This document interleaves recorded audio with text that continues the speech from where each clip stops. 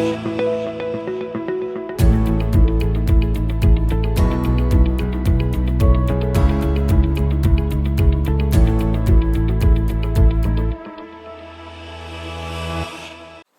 안녕하세요. 안녕하세요. 자기소개 좀 해주십시오. 저는 프렌디홈에서 설계 업무를 담당하고 있고요. 남기진 실장이라고 합니다. 반갑습니다, 실장님. 우선 저희가 이제 설계 지금 프렌디홈이 계속 집을 목조주택, 그래서 주택을 계속 짓고 있는데 보통은 건축주분들이 토지를 가지고 와서 이제 주택을 짓는 경우가 거의 대부분이잖아요. 그렇죠. 근데 보면 건축주분들한테 꼭 토지를 구매할 때 좀 이런 곳이 집을 짓기 좋다 이런 것들을 이제까지 꽤 오랜 많이 지으셨으니까 네. 설계의 용이함도 있지만 거주의 편의성도 분명히 설계에 들어가거든요. 네. 근데 땅이 못생긴 땅이라고 생각하는 게 이쁠 수도 있고 이쁜 땅이 실제로는 거주하기는 별로 안 좋은 땅도 있잖아요. 그렇죠. 그런 걸 그냥 대략적으로 뭐 생각나시는 게 있으면 설명을 좀 한번 해주셨으면 좋겠습니다. 그러니까 토지가 보면 이제 여러 종류들이 있는데 집 짓기에 가장 좋은 형태의 토지는 아무래도 평탄한 토지가 제일 좋기는 하죠. 근데 이제 다 그런 평탄한 토지만 있는 게 아니니까. 근데 한국 주택 시장의 좀 특이점이라고 생각하는 건 아파트 구조가 워낙 많다 보니까 해외는 저는 산꼭대기가 제일 비싸요. 한국은 산꼭대기가 비싸지 않거든요. 싸죠. 네, 싸다고 이제 이유가 여러 가지 이유가 있겠지만 제가 봤을 때는 서울을 이제 대도시를 기준으로 하면 막 산동네 마을이 이제 교통에 불편함이 있어서 가격이 이렇게 높게 책정이 안 되는데 해외에서는 교통의 불편함과 상관없이 그쪽이 더 비싸더라고요. 해변가에 가까이 가면 싸지고 오히려 물론 해변가도 이제 특수성에 따라서 가격이 높은 데도 있겠지만 보통 높은 고지대를 선호하더라고요, 외국 분들은. 근데 한국 분들은 너무 고지대를 원하지 않더라고요. 그렇죠. 왜냐면 한국에서 이제 집을 그런 이제 고지대에 집을 지으려고 하면 사실 이게 차를 가지고 올라가야 되는 상황이잖아요. 그러면 이제 올라가야 되는 도로도 만들어 줘야 되고 올라가서 이제 집지를 터도 이제 산을 깎아서 만들든지 그렇게 해야 되는데 그렇게 되면은 이제 집 짓는 비용 외에 토목공사 비용이 좀 더 많이 늘어나는 상황이죠. 산 고지대로 올라갈수록. 근데 이제 옹벽도 설치해야죠. 그렇죠. 옹벽도 이제 그만큼 깎아낸 만큼 이제 옹벽을 이제 설치를 해주고 집을 앉힐 수 있게 계획을 해줘야 되는 거죠. 근데 이제 그게 아니라 이제 일반 평지로 이제 내려오면 그런 토목공사 비용들이 거기에 들어갈 비용들이 안 들어갈 수도 있고 조금만 뭐 거기에 한 20% 30%만 금액을 내서 공사를 하게 되면 이제 공사 비용이 줄어들면서 그거를 이제 집에 좀 더 투자할 수 있게 되는 그런 구조들이 나오는 거죠. 그래서 이게 뭐 고지대가 좋다 안 좋다 뭐를 떠나서 어쨌든 뭐 그분이 가지고 계신 토지가 뭐 산이다 산밖에 없다 그러면 산에다가 어쨌든 올라가서 짓게끔 만들어줘야 되는 상황일 거고 이제 건축주들도 이제 보면 토지들을 이게 거의 다 뭐 예전부터 가지고 계셨던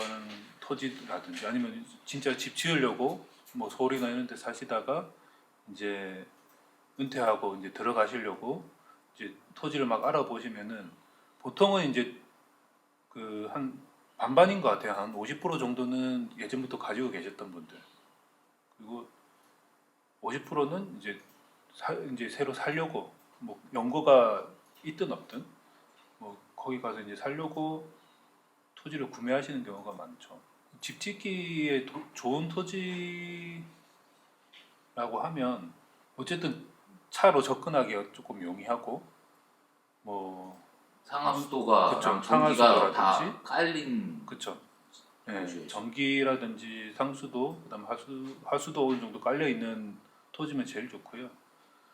근데 이제 토지를 뭐 저도 뭐 건축주분들 오면은 이제 거의 그분들은 부동산 통해서 구매를 하신 분들은 이제 뭐 어느 정도 토지의 정보를 좀 어느 정도 알고 구매를 하시는데 아예 이제 처음 이제 내가 땅을 사야 된다 집 짓기 위해서 뭐 이런 분들도 있을 거잖아요. 그러면은 그런 분들한테 말씀을 좀 드리고 싶은 거는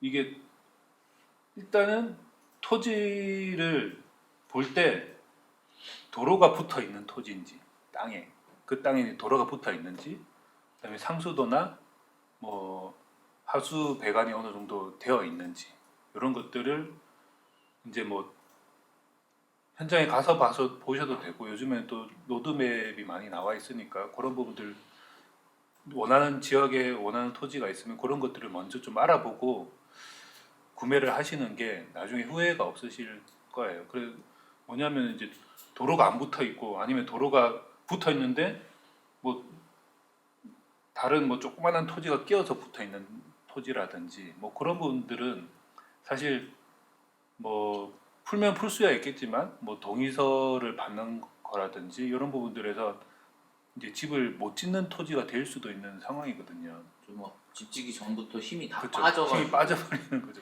집 지으려고 막 토지 알아봤는데 샀는데 집을 못 짓는 땅이야. 뭐 이러면 진짜 네, 그런 경우가 꽤 멘붕이 있다고 네. 들었어요.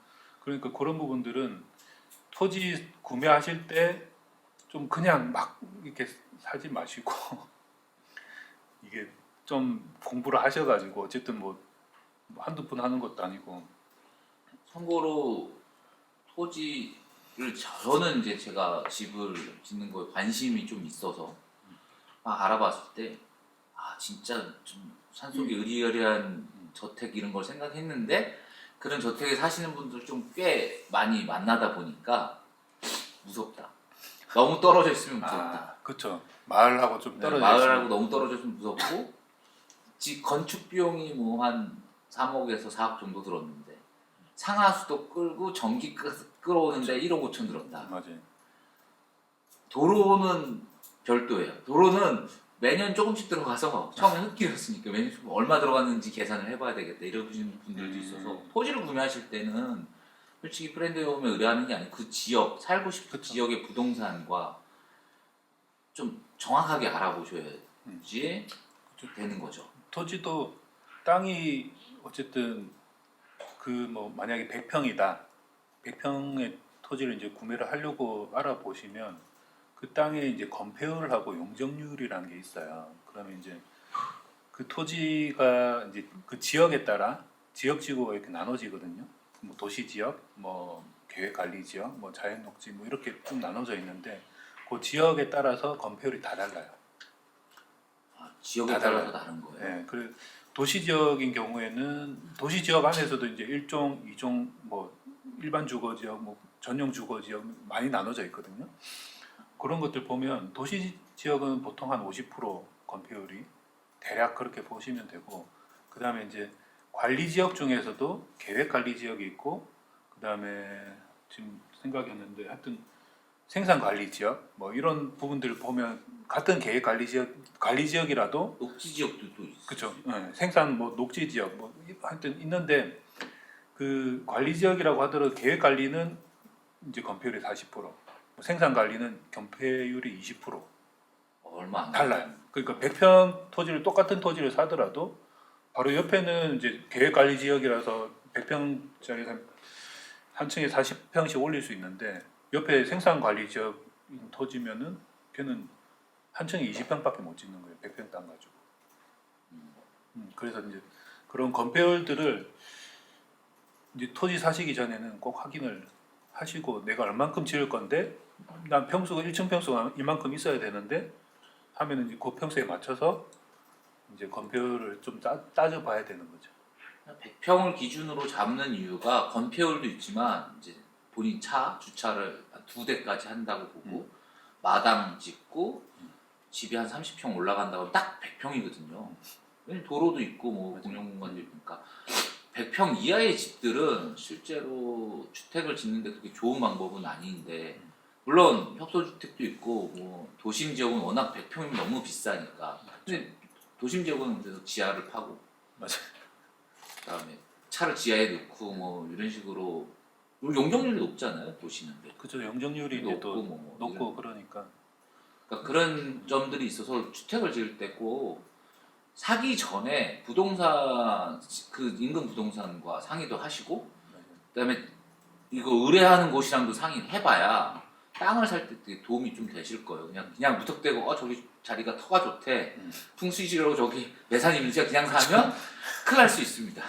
실제로 그런 분들이 꽤 있다고 들었어요. 네, 맞아요. 제가 아시는 분도 제주도에 땅을 샀는데 전기를 2km 끌어와야 돼서 전봇대를 100m마다 하나씩 깔아야 되니까 50m. 50m마다 네. 하나씩 깔으니까 전봇대 가격이 장난이 아니더라고요. 포기하셨어요. 근데 다른 집이 들어오기를 지금 보고 계시는데 뭐 한 몇백 미터 줄었다고 하는데 그래도 부담돼서 못 그쵸. 짓는다고 하시더라고요. 근데 그러니까, 토지는 그런 식으로 조금 많이 알아보시고 맞아요. 프렌드홈에 전화하면 실장님 잘 설명해 주실 겁니다. 그럼요. 제가 요 주변에 저희가 이제 회사가 주택가에 있다 보니까 주변에 이렇게 여기 뭐 오래된 뭐 주택 도시긴 하지만 단독 주택이 형성돼 있는 도시 있잖아요. 그러다 보니까 한 번씩 와요. 지나가다가 그 아저씨가 부부가 오셔가지고 자기가 요 옆에 토지 봤는데 뭐 땅을 여기 이제 집을 지으려고 한다. 뭐 거의 한 시간 반 정도 드렸던 것 같아요. 땅을 두 군데 보고 계시더라고요. 그럼 하여튼 오시면 제가 봐가지고 설명해 드리고 토지 구매하기 전에 꼭 구매를 하시려고 하시는 분들은 구매하시기 전에 꼭 연락을 주시면 저희가 한번 검토해 드릴 수 있으니까. 알겠습니다. 시험 감사합니다.